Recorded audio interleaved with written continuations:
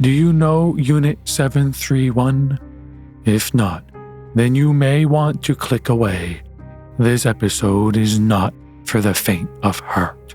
It tells the story of the most terrifying experimentations in human history, but they experimented not on rats, but humans, and not a single one of them lived to tell the tale. So I'm here to tell it for them. Join me as I unearth Unit 731, a top-secret Japanese human experimentation facility that existed in the early 1900s. I tell it from both a first-person and historical perspective, but everything actually happened. Let's begin. Imagine this. You're outside for a stroll, casually walking. Suddenly, police sirens ring out and pull up beside you. You're accused of being a spy, but you're innocent. They don't care. You're arrested and thrown in a cold jail cell. You yell, but there's no one there. Then, the jingling of keys. Congratulations, you've been selected for special treatment. You're handcuffed and shoved into a blacked-out vehicle without windows. The drive is short, yet long enough to realize the police are ignoring your every plea. The vehicle pulls up to a pair of gates and a group of guards appear. They escort you through an underground tunnel and you emerge from the other end of it. You're in some kind of medical facility. People are dressed in white. They take samples of your blood and do all kinds of preliminary assessments. There must be some kind of mistake, you say. I'm not meant to be here, you say. But they're speaking a foreign language you don't understand. Japanese. It's no use. They shave your head and assign you a 3-digit number. Congratulations again. You're now admitted into Unit 731. They beckon the guards and point at you, uttering Maruta. What does it mean? The guards drag you into a prison cell with several other inmates and slam the door shut. This was a human experimentation facility ran by the Japanese military. It was harrowing at its best, an abomination at its worst, and barbaric all the way around. With luck, you'd have died quickly. If not, you'd be used in a series of statistic experiments, one after another, until your eventual death. And trust me, your death was inevitable, because not a single person survived. We'll dive deep into the gruesome experimentations of Unit 731, so buckle up. But first, how did it come into existence? Good question. It all started in 1931. Japan wanted to invade China and needed an excuse to do it. So what did they do? They blew up their own railway system and blamed China. Or at least, they tried, because they barely did any damage.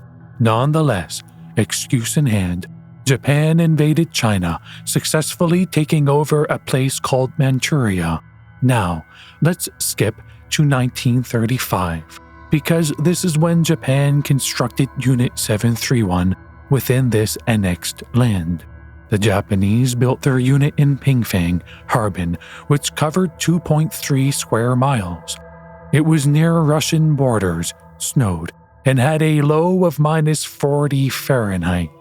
That will be a relevant fact later on.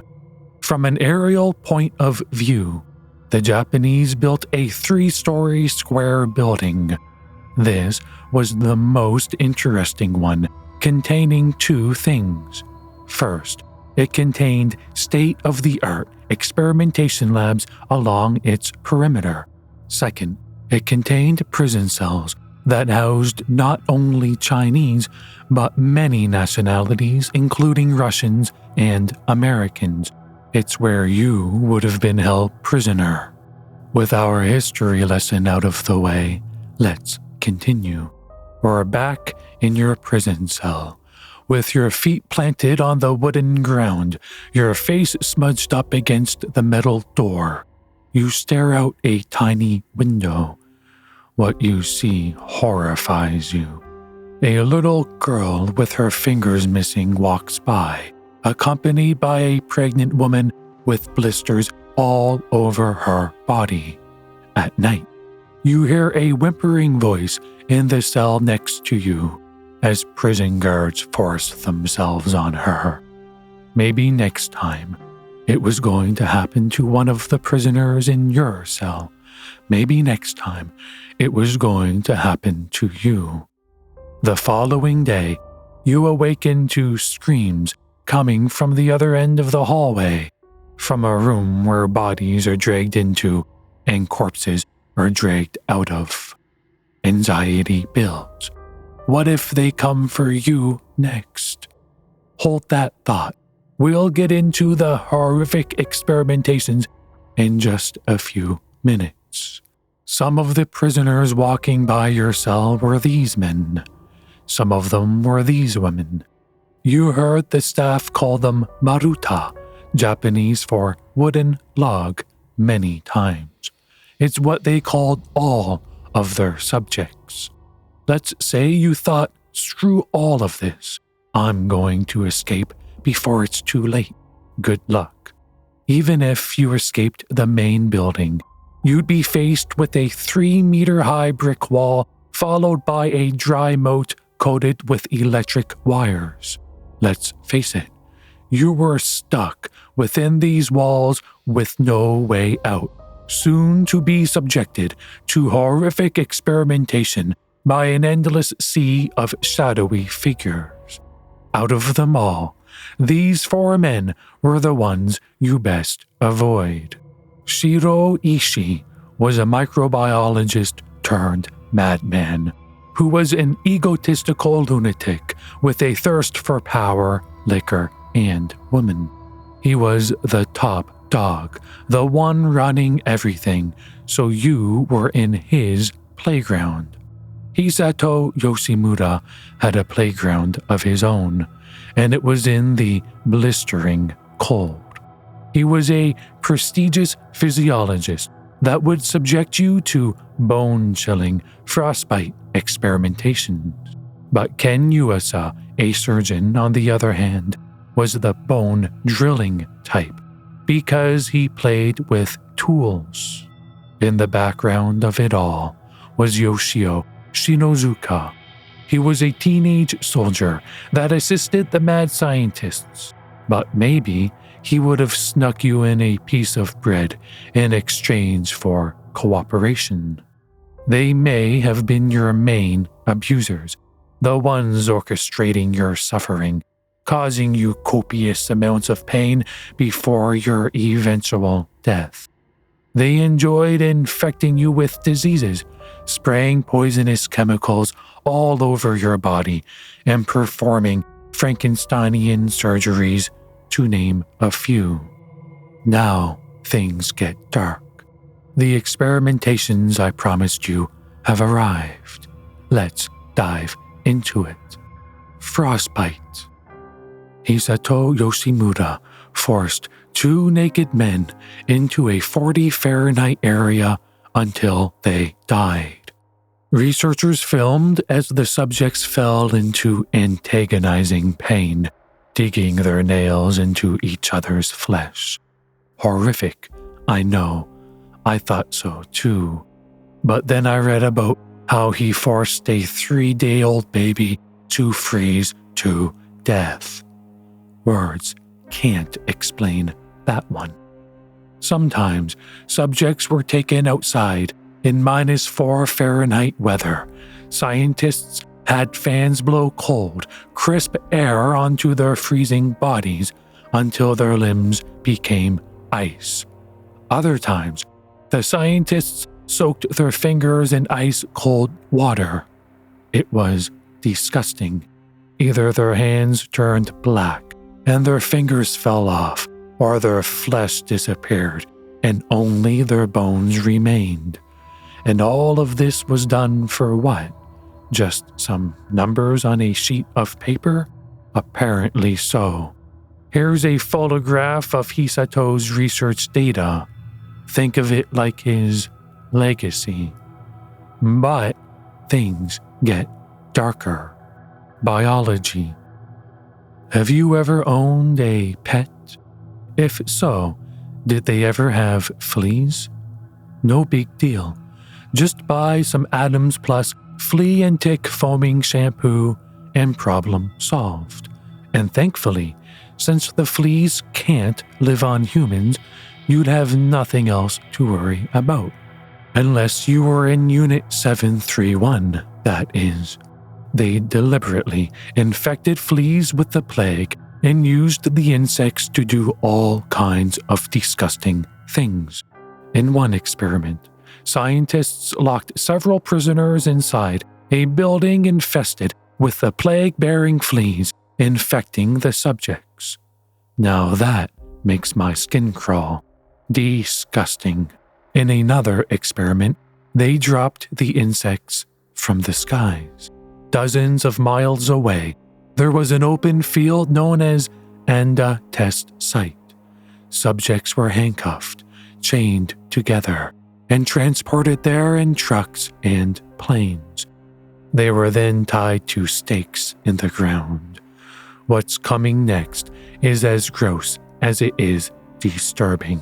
Planes flew overhead, dropping ceramic artillery shells filled with plague-infested fleas and typhoid, another life-threatening disease.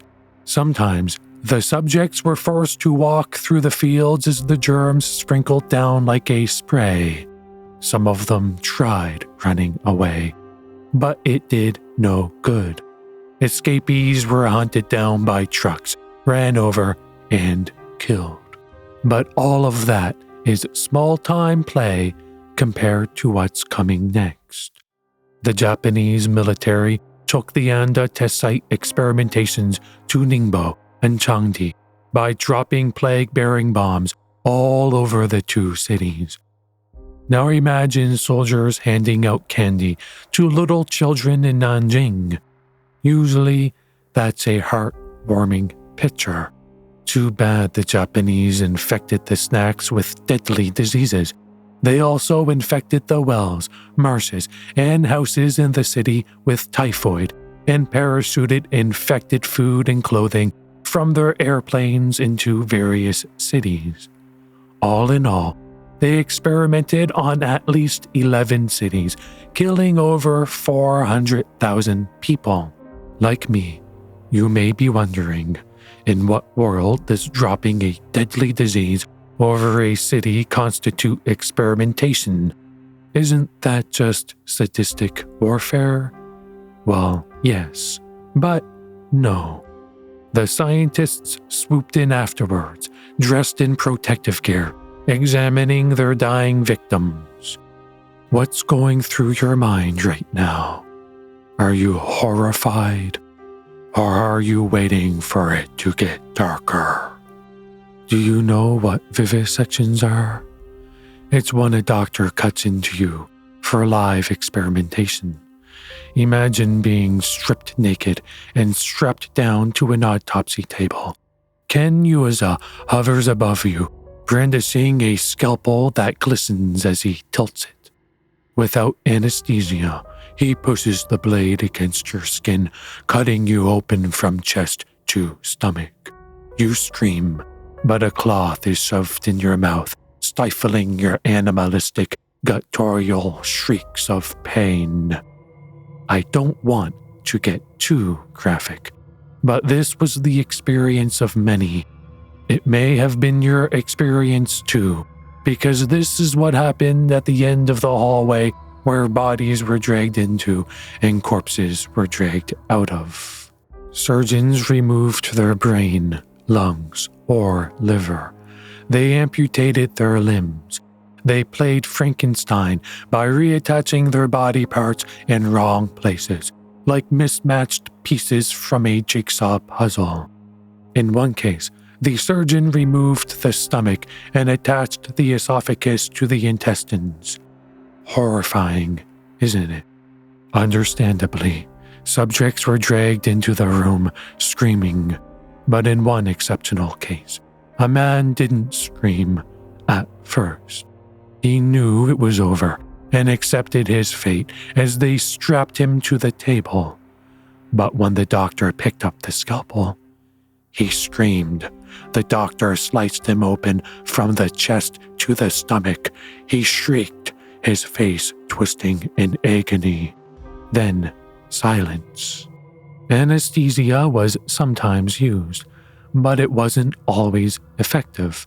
A woman was drugged with chloroform, but she awoke mid-surgery. Her eyes snapped open. "Go ahead and kill me, but please don't kill my child," she pleaded. The mother tried getting up, but they forced her back down. They smothered her face with more chloroform, then continued the surgery. Since there were no survivors, we know they murdered her baby. Vivisection rooms were at the end of every floor, so you know it happened all the time. In fact, it's estimated that thousands of men, women, children, infants, and pregnant women were vivisected. They did this for different reasons, but primarily to study disease.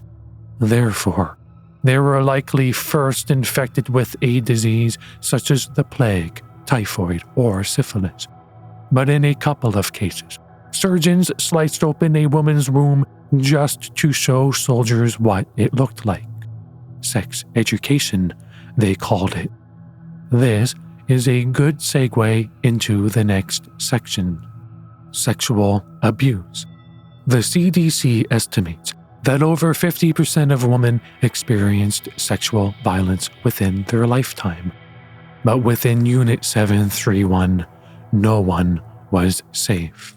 Male and female subjects were forced to have sex with each other after infecting them with syphilis. It was overseen by scientists dressed in white. Only their eyes and mouth were visible. Resist and be shot. Cooperate and be vivisectioned afterwards. The choice was yours. Guards had their fair share of fun too. They forced themselves on the female subjects, even if their arms and legs were black from disease. Sometimes the guards did it in front of the children the women were forced to give birth to. But this wasn't experimentation. No, it was pleasure. This is particularly disturbing because it's likely the guards impregnated the female subjects. This means some of the staff members were fathers of the children experimented on. Bad father doesn't begin to explain that one. And by the way, male subjects were no exception. Scientists forced the male subjects to have sex with each other.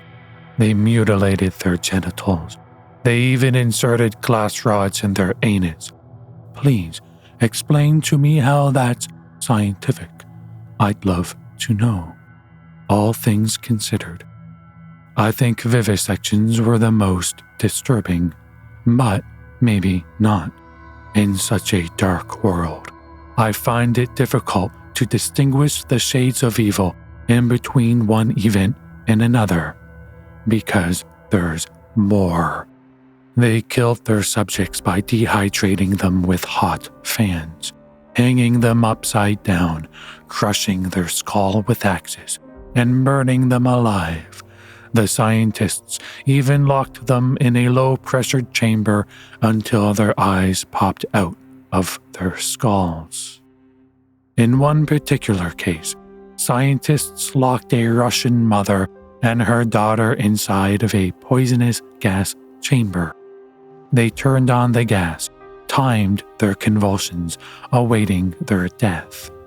They continued watching even as the mother threw herself on top of her child, trying to protect her from the gas.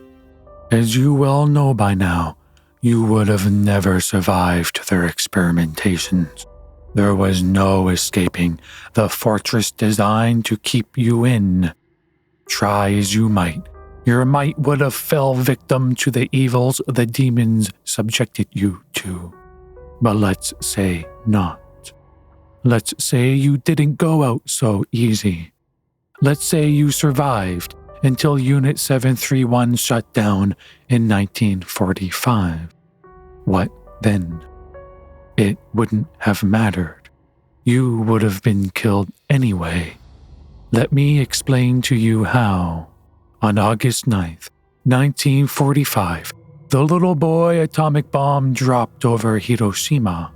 2 days later, Russian soldiers entered Manchuria to defeat the Japanese, where Unit 731 was located. In response, Unit 731 immediately executed their evacuation plan, which was to 1. Destroy all evidence, and 2. Escape. Pilots blew up the buildings. But before that, staff pumped a poisonous gas in the prison cells, killing everyone inside. That would mean you too. According to some sources, they were shot instead. Teenage soldiers rounded up the bodies, brought them into the courtyard, stacking them in piles. They poured oil all over their corpses, setting them ablaze. The smoke lasted for 3 days, completely incinerating them. Afterwards, their remains were dumped into a river, and just like that, your story would have ended there and then, at the bottom of a river. But the story of the evil monsters continues. Important staff members escaped by a heavily armed train full of research papers. Their destination? Busan, Korea. Upon their arrival, their leader, Shiro Ishii, was waiting for them. He arranged for their safe passage back to Japan. Soon after arriving, they should have been prosecuted in the Tokyo War Crimes trial. This was a special trial where the world forced Japan to answer for their crimes in World War II. Trigger warning, that never happened. They got away with everything because the United States covered up their crimes. That's right. Unit 731 offered them top-secret research data in exchange for complete immunity. But that's not all. Here's a deep, dark secret. The Americans secretly funded the remaining 731 members to continue their research. And continue it they did by experimenting on Japanese prisoners, mental patients, and babies. I know it's as shocking as it is sad. But here's some good news. The Russians captured a bunch of them during their invasion and prosecuted them. But here's the bad news. It's said they received lenient sentencing in exchange for their research data. The Chinese got a hold of some, forced them into re-education camps, but eventually released them back to Japan. But if you thought the story ends here, you're wrong. Unit 731 was less of a facility and more of a network. Shiro Ishii ran a network of horrors that spanned many locations. And if you thought it started with the facility in Pingfing, Manchuria, then you're wrong. It started in 1932 with the top-secret Zongba Fortress. This was the original human experimentation facility ran by Ishiro Ishii. That's right. Unit 731 wasn't the first. In fact, Unit 731 was the replacement for Zongba Fortress after escapees spilled the beans on everything. These revelations make me think, where does it end? After Zongma Fortress came Unit 731.